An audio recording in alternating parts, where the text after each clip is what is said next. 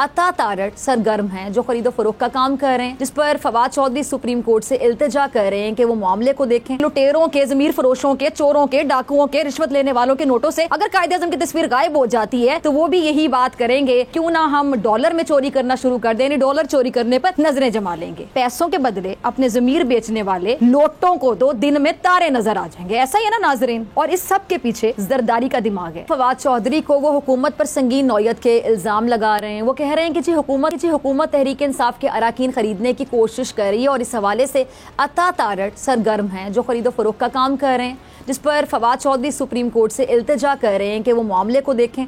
अच्छा, फवाद चौधरी ने इस बात का इंकशाफ किया है कि हुकूमत ने तहरीक इंसाफ के पंजाब के रुकन असम्बली मसूद मजीद का ज़मीर खरीद लिया है और मसूद मजीद को मुबैना तौर पर 40 करोड़ रुपए देकर तुर्की रवाना कर दिया गया है।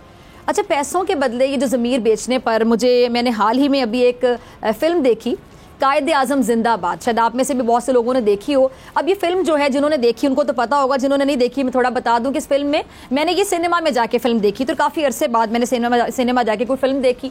अच्छा, इस फिल्म की कहानी का जो निचोड़ है वो ये है कि इस फिल्म में जो रिश्वत लेते हैं या लुटेरे कह लें, लुटेरों के जो नोट थे, उससे कायदे-आज़म की तस्वीर ही गायब हो जाती है। अब जारी बात है, कायदे-आज़म की तस्वीर गायब हो गई तो वो खरीदो फरोख्त नहीं कर सकते थे, उन पैसों का इस्तेमाल नहीं कर सकते थे। अब उनको समझ नहीं आ रहा था हम क्या करें, तस्वीर कैसे वापस लेकर आएँ। अब ये जो लुटेरे थे ना, कहानी दिलचस्प तब हुई जब वो जिसको बताते थे नोटों के बारे में कि जी नोटों में से कायदे-आज़म की तस्वीर मिट गई, जिसको बताते थे, सुनने वाले के साथ भी यही होता था कि उसके नोटों से भी कायदे-आज़म की तस्वीर मिट जाती थी।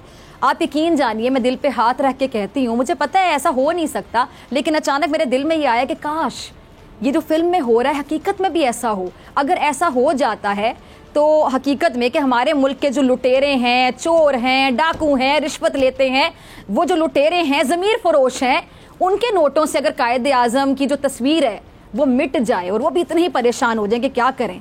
लेकिन फिर मैंने साथ ही सोचा कि अगर हकीकत में ऐसा होगा तो आपको पता क्या होगा। फिल्म में भी कुछ लोग ऐसे दिखाए गए थे कि जो हाई लेवल के लुटेरे होते हैं वो क्या करते हैं कि जो उन्होंने कहा कि हमने पैसे डॉलर में क्यों नहीं पकड़े। तो फिर मेरे जहन में ये है कि अगर हकीकत में ऐसा हो गया कि लुटेरों के, ज़मीर फरोशों के, चोरों के, डाकुओं के, रिश्वत लेने वालों के नोटों से अगर कायदे-आज़म की तस्वीर गायब हो जाती है तो वो भी यही बात करेंगे कि क्यों ना हम डॉलर में चोरी करना शुरू कर दें, डॉलर चोरी करने पर नजरें जमा लेंगे। अफसोस, सद अफसोस।